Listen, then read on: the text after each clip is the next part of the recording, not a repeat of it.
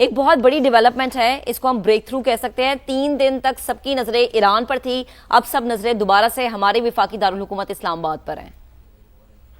بہت اچھی بات ہے جی، یہ پازیٹیو ڈائریکشن میں ایک سٹیپ ہے اور یہ معاملہ آگے چلنا چاہیے۔ اصل میں ایکسپیکٹیشنز امریکہ کو اور ایران کو دونوں سے کچھ ایسی رکھنی چاہیے جو پوری کی جا سکیں۔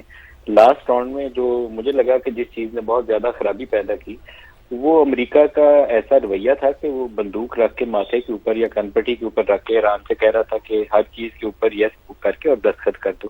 ایران ایسے دستخط نہیں کرے گا کیونکہ ابتدائی دنوں میں جو امریکہ جس زوم میں تھا کہ ہم جائیں گے اور 3-4 روز کے اندر سب کچھ ملیا میٹ کر کے پورا ایران تباہ و برباد کر کے تو واپس آ جائیں گے اور وہاں سے کچھ جواب نہیں آئے گا، وہ ایسا ہوا نہیں ہے۔ اسٹیٹ آف ہارموز کی جو طاقت تھی وہ ایران نے پہلی دفعہ آزمائی ہے اور اس کے بعد پتہ چلا ہے کہ دنیا میں وہ کتنا بھونچال ہے اسٹیٹ آف ہارموز بند ہونے سے۔ اسی طریقے سے جو نیبرنگ عرب کنٹریز ہیں، ویسے وہ انفارچونیٹ ہے، وہ کوئی بڑی خوشی کی بات نہیں ہے، لیکن امریکہ کی کیونکہ بیسز ہیں ان عرب کنٹریز کے اندر، تو ایران جوابی طور پر وہاں حملہ کرتا رہا۔ اس کے جو ڈرونز تھے اور اس کے میزائل تھے وہ ہٹ کرتے رہے امریکن بیسز کے اوپر، اور امریکہ تمام دھمکیوں کے باوجود نہ اسٹیٹ آف ہارموز کے اندر اس کے بحری بیڑے داخل ہو سکے، نہ تمام دھمکیوں کے باوجود وہ خاک گائیڈ لائن میں اترنے کی اس نے کوشش کی۔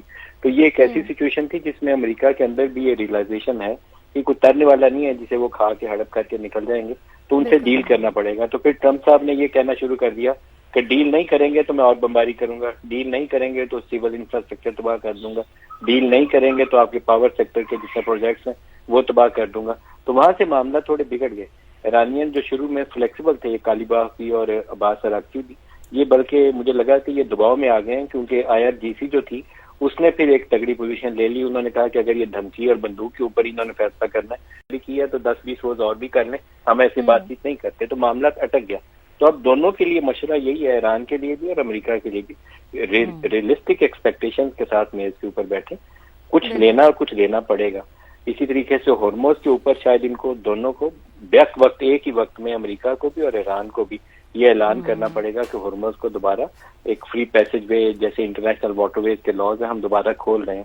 امریکہ کو بھی بلاکیج سائملٹینیسلی ختم کرنا پڑے گا، نہیں کریں گے تو دوسرا اب اس پہ بھروسہ نہیں کرے گا۔ لاسٹ ٹائم ایران سے عباس عراقچی صاحب نے یہ اناؤنس کیا تھا کہ ہم کھول رہے ہیں ہارموز، انہوں نے کہا کھول رہے ہیں، امریکہ نے کہا ہم بلاکیڈ کر رہے ہیں، تو وہ ایک بہت زیادہ ٹف ڈیفیسٹ پہلے تھا وہ اور بڑھ گیا۔